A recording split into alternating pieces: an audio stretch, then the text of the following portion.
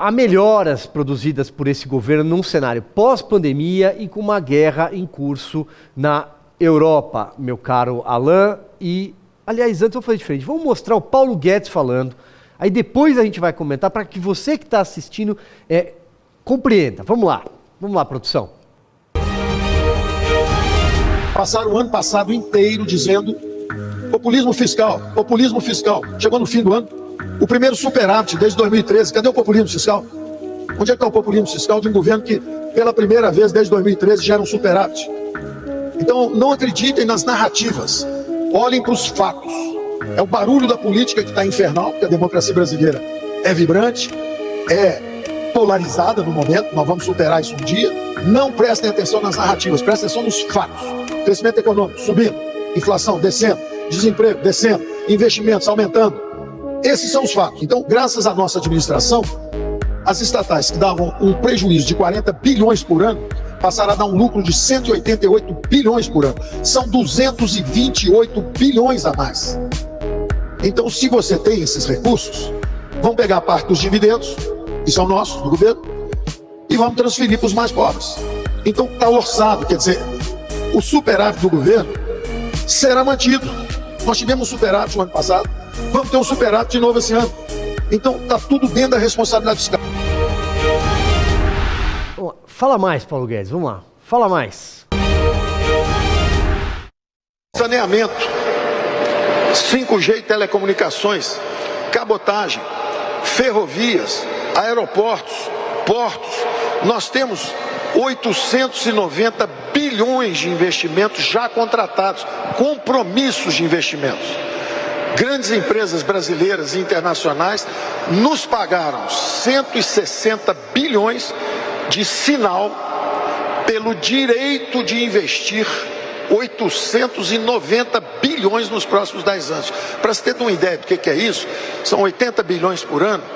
Isso é 10 vezes o que o super-ministro nosso gastou esse ano, por exemplo, o ministro Tarcísio. Extraordinário. Aliás, eu não sei se eu posso falar, mas vocês estão, de repente, próximos de ter um excepcional governador. Então, são 800 bilhões.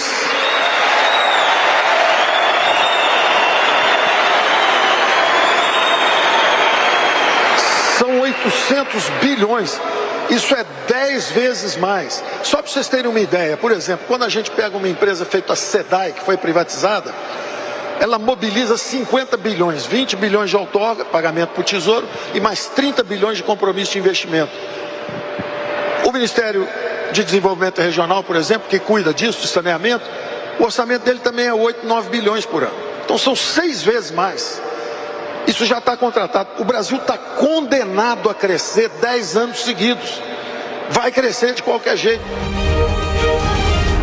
É isso, meu caro Alain Gani, você que é o economista da mesa, como ele falou, o Brasil está condenado a crescer. E aí, diante da fala dele, eu estava aqui pensando que o desemprego está desmelhorando. Foi ótima, né? Aliás, a Fabina, no programa passado, lembrou muito bem esse estilo Paulo Guedes, né? Provocativo, com muita inteligência. E ele fez exatamente isso no evento da XP, no qual eu também estava presente, e como bem lembrou o Silvio, né, tiveram vários avanços na área macroeconômica, a redução do desemprego, que hoje está em 9,3%, 300 mil empregos praticamente foram criados no mês de junho, provavelmente esse número se repete no mês de julho. Além da toda a questão da área macroeconômica, houve reformas também na área microeconômica, como o próprio Paulo Guedes lembrou, aperfeiçoamento da lei de falências, marco do saneamento, marco da ferrovia, investimentos em portos, em aeroportos. Então essas reformas microeconômicas, além de toda a melhora do lado macroeconômico, mas essas reformas, elas acabam tendo benefícios para as próximas gerações. Qualquer que seja o governo, será beneficiado por essas reformas que ocorreram. Assim como, por exemplo, no primeiro governo Lula, no primeiro mandato, ele foi beneficiado por reformas que ocorreram no governo anterior.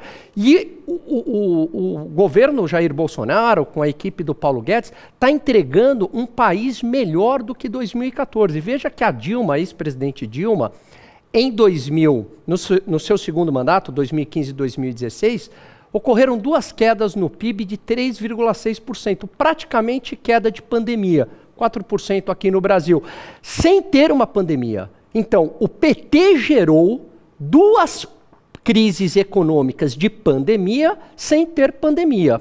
O Brasil passa por pandemia, guerra entre Rússia e Ucrânia, inflação global, entrega as contas públicas em dia, redução fiscal, uma reforma tributária silenciosa, o gasto do governo que subiu durante a pandemia e tinha que subir para dar auxílio para os mais pobres, volta para o patamar de 18% do PIB, crescimento econômico de 2%, quando todo mundo quebrou a cara e o Paulo Guedes disse, como lembrou a Fabi, vai todo mundo quebrar a cara que colocava PIB negativo para esse ano, vai crescer 2% e talvez até mais. Faz o ajuste de controle da inflação, sai na frente de todo mundo, subindo os juros, mostrando para o mercado um comprometimento em acabar com a inflação, enfim, entrega um país bem melhor do que 2014, com pandemia e guerra no meio do caminho. É isso, falou muito bem o Alan Gani, mas agora é a vez do Paulo Figueiredo. Não, o Alan falou muitíssimo bem. O que eu gostei mais da fala do Paulo Guedes foi que basicamente o que ele disse foi que o jornalismo profissional morreu. Eu gostei, parece que adotou o bordão. Porque o que ele disse foi: parem de prestar atenção nos jornais, parem de prestar atenção na mídia, porque a mídia não é mais confiável. A mídia hoje virou uma máquina de militância. É por isso que as manchetes tomaram esse ponto. Hoje tem o ministro da Economia do Brasil dizendo: parem de acreditar no jornal. Realmente é uma vergonha a forma como a imprensa aborda a economia. Eu sempre fico abismado com a Leitoa que comenta lá na Globo, a forma descarada, o pesar que essas pessoas têm quando dão as boas notícias do Brasil e escondem, dão uma relevância muito pequena para notícias que deveriam ser imensamente comemoradas. Você, por exemplo, que está em casa, sabia disso que o ministro Paulo Guedes falou, dos 890 bilhões de investimentos já comprometidos para o Brasil, 890 bilhões, gente. Isso é de uma magnitude gigantesca. Agora, por que você não sabe disso?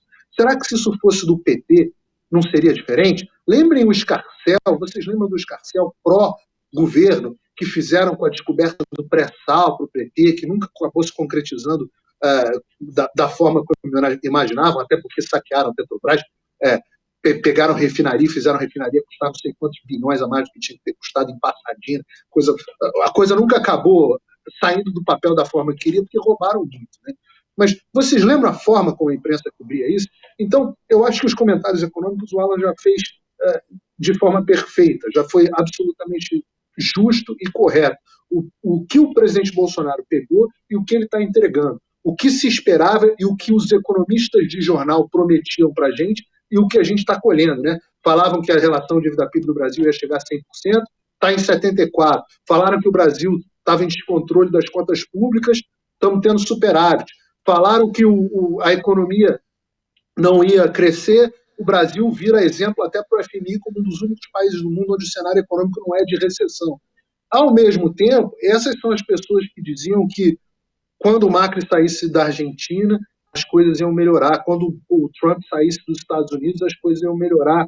Quando a esquerda ganhasse no Chile, quando a esquerda ganhasse na Colômbia, tudo ia ficar maravilhoso. No final das contas, você está vendo a economia desses países onde a esquerda assumiu, todas implodirem, inclusive aqui a economia americana. Então eu digo para as pessoas que estão em casa, o golpe está aí. Se você tomar a decisão ainda hoje de votar num governo de esquerda, depois de todo mundo à sua volta que elegeu a esquerda ter conseguido destruir a sua economia em pouquíssimo tempo, ora, aí você realmente merece sofrer.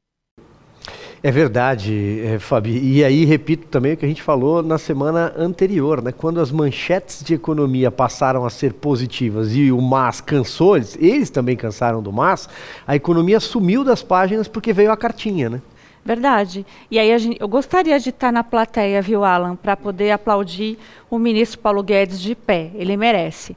porque além de tudo, ele não é político, mas ele fala, né, como se fosse político, e é o que eu chamo Paulo Guedes irônico. A gente vê ele apontando dados que você fica chocado, 850 bilhões de assinatura já contratado, vai entrar isso no dinheiro no caixa no Brasil. Então a gente vai ter origem, vai dar para gastar, vai voltar para o cidadão. Então assim, eu lamento demais o consórcio que não noticia, que não dá um pouco de paz aos brasileiros com notícias, olha, está um pouco difícil agora, mas logo ali, ó, amanhã vai despiorar, né? O Brasil vai ser entregue melhor por essa política aplicada aí do Paulo Guedes, e eu espero muito que os brasileiros pensem muito, porque a única chance do Paulo Guedes continuar com essa política aí de ajuste de preços públicos e etc., menos Brasília, só tem uma chance aí, então eu peço que vocês pensem bem a respeito, para a gente não entregar a chave do cofre para pessoas que não vão fazer um bom uso com o nosso dinheiro.